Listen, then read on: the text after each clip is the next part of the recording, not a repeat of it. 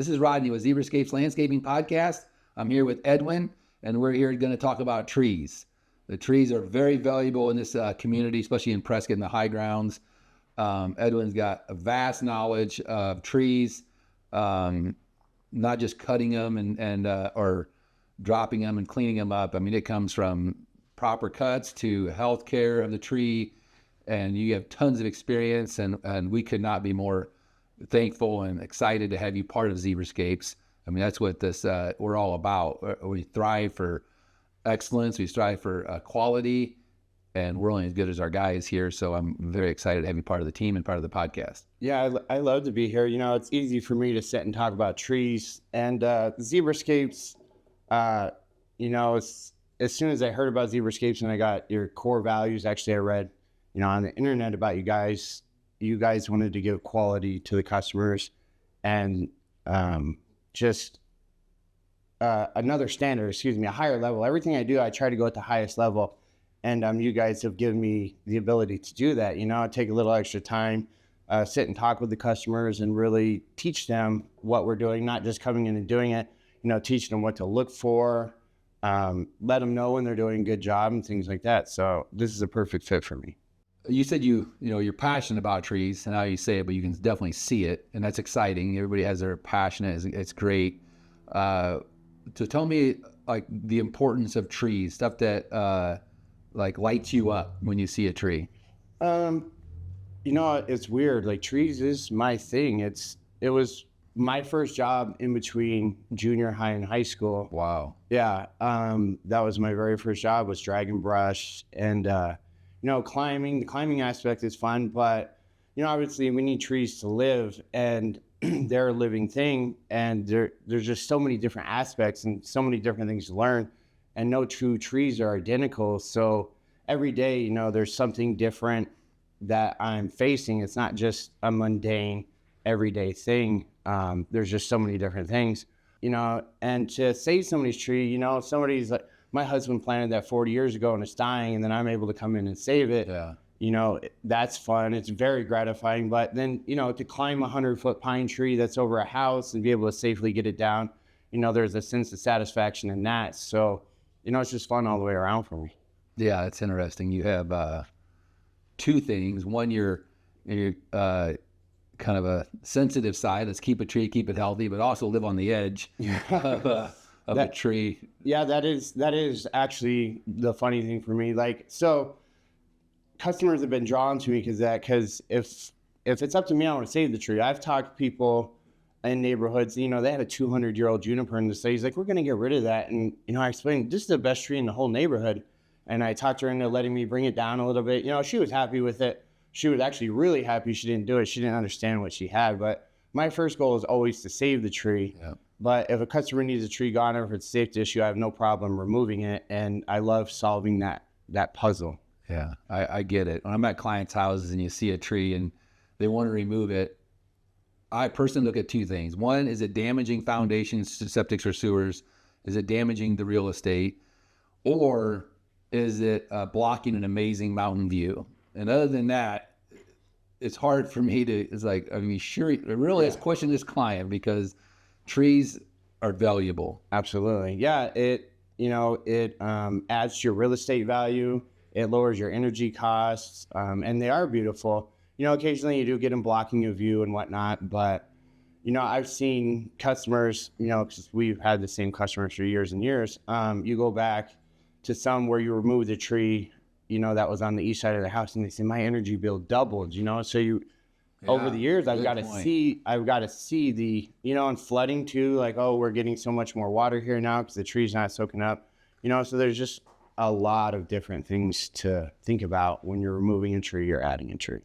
Yeah, that's a very good point. People don't realize that. I know when I do landscaping and they want to plant a tree, if it's the west side, I go, let's plant a tree, like an autumn blaze or a big sycamore or something, into the main window, if it's not a focal viewpoint window, because the leaves are there stopping the heat. Mm-hmm. The leaves fall in the wintertime, and then the heat comes in. Yep. So you look at those things like trees. I mean, that's a good point. Trees are very valuable outside of just shade and looks. You can, you know, soak up water in the wet areas, the low grounds, and then use them for shade and heat. Absolutely. Yeah, they look good. In Chino, a lot people use them for the wind blocks, noise blocks. You could tell when you're on a property that's by a road. You're at one house that has a good wind block, a bunch of Arizona cypress or something, and you don't hear the traffic as much. And you're at the neighbors, you really notice, like, wow, this wind block makes a huge difference. Strategically planting, not planting too close. That's why it's good to use people like us. Yeah. I see people that will plant Arizona cypress within 3 feet of each other, and these trees grow over 40 feet, and they're 6 feet from the house. I'm like, that's a waste of money. You're going to have to remove this later. It's all kinds of problems. So that's why I'm pleased to be in the community and be a knowledgeable tree guy to help things like this. And it goes all the way down to our crews being knowledgeable in the install side, because they need to know that too. So it's good to have a tree team within the company. Yeah, it is very good. It's something that, honestly, I didn't even want a tree division. People ask, how did you grow? How did ZebraScapes get where it is? I only grow what we have, okay? And I don't go and let's say, hey, let's go and jump into this area. Let's start doing pools. We have no experience to start doing this. But I remember when you came to my house, like, hey, I want to run a tree division. I'm like, I don't do trees. And you're like, well, I got it. And you're arborist license, you walked through everything and you were persistent. And I'm like, if I got the guy, we know we got the work, let's tackle it. And so that was, you came in with tons of experience, and that's where we are today is years later, we have a tree division and we're got multiple equipment, and it's such a huge help when you're at a client's house, I got a tree. Or we can, I honestly, when they say, what's wrong with my tree? I said, I'm not qualified. Right. Because I'm going to refer you to the arborist, Edwin. So that's what's awesome about being diversified and being a part of ZebraScapes is how we expand quickly. Absolutely. Everybody has trees. Well, yeah, the customers benefit, from all the way, from the ground up with their landscaping, and to have, people spend good money on their landscaping, and to have something as important as trees that are going to outlast, could outlast everything, to have it strategically placed. So that's why I was so drawn, because when I came from Phoenix up here, I already knew I was going to do trees, but I wanted to do it on a large scale and actually have an impact. And ZebraScapes had the great reputation, and you guys have the foundation to, you could start somebody's house, from the ground up, and we could take care of it for 30 plus years, Yeah. So that's something I'm happy to be part of. Yeah.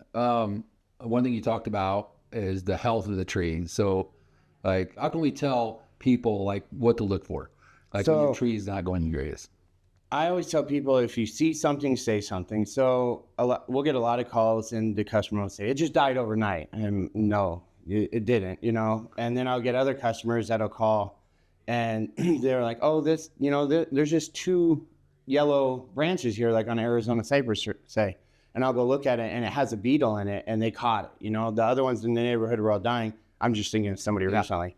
And he said, yeah, well, I saw my neighbor's tree die, so I saw these 2 yellow ones. I had actually snapped it and saw a beetle in there. I said, you saved your tree. So, pay attention to your trees, look at them, and if anything's out of whack, give an expert a call. And, it doesn't cost an arm and a leg. And the investment you already have in the tree, and like we talked about, the power, saving on your energy bill, but, just to look at your property, it increases the value of your property having nice trees. So, just if you see something, say something. Yeah, that's very true. I remember clients like, hey, my tree's dying, I'll just cut it down if it dies. I'm like, well, I understand, but we can treat it for a lot less than cut it down. Absolutely. So why would you want to cut it down for? Well, I don't want to just treat it and it not work. I mean, to me, it's worth the investment, because replacing that tree is a lot more money. Well, yeah, you got to get rid of that tree, and then you got to get rid of the stump, and then all the years you have to get that back, because you're not going to get them that size again, So, and I don't recommend things that don't work. I don't. I feel that's why I have a good reputation, because I offer quality items, or we offer quality items, and it works. We know what we're after, and we save the tree. There's a lot of different things that can happen to the trees up here, different fungus and whatnot, but there's nothing new we're seeing now. Like, I don't see anything, I've never seen that before, So we pretty much know what's going on with the trees. Most things are typically common, and we already have the solution to it. So I would just call. Yeah. Yeah. I know there's some trees that they're not curable, and that will happen. Yeah. Yeah. Like the Leland cypress, it has what's called the Ceridium canker. It's so bad they're not even selling them anymore. And there's nothing you could do with it. And things like that too, it's good to have knowledgeable people, because if I cut a Leland cypress that's infected and I use that same tool and I go cut a tree that's not, I just infected that tree. Wow, really? So yeah, the Leland cypresses are bad. There's no cure to it. I say it's terminal.